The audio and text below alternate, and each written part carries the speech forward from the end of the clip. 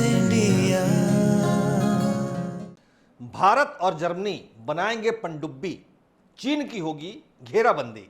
नमस्कार, उदय India digital में आपका स्वागत है। मैं हूं अंशुमान आनंद।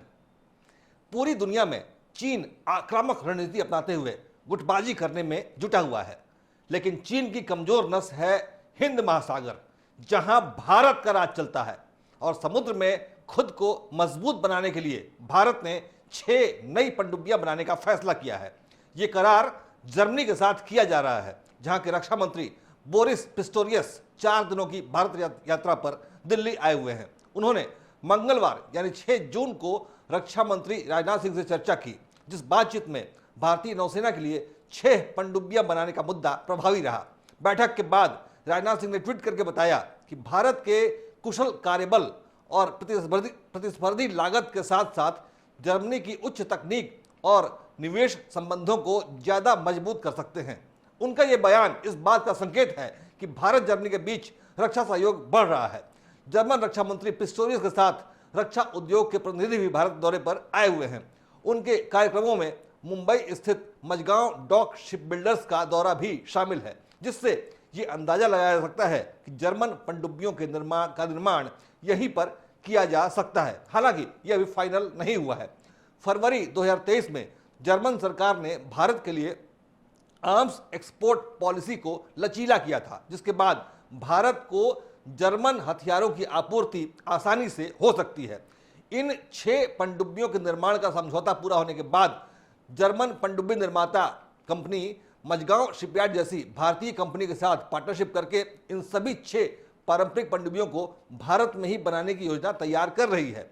खास बात यह है कि भारत इन पनडुब्बियों का आयात नहीं कर रहा है, बल्कि इनको भारतीय जमीन पर ही तैयार करने का समझौता कर रहा है, जिससे भारतीय धरती पर भारतीयों के लिए रोजगार के अवसर पैदा होंगे।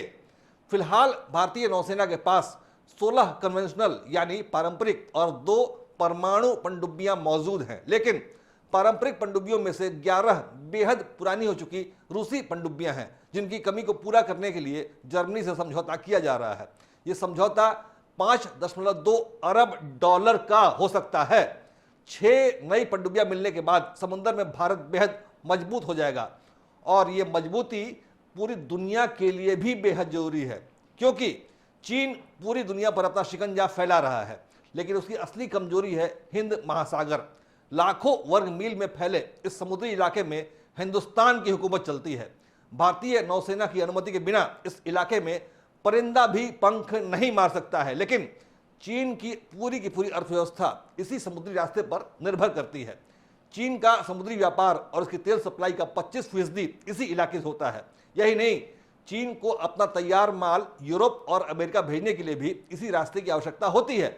चीन का 40% निर्यात इसी रास्ते से होकर गुजरता है, जो कि भारत के बिल्कुल पास में है।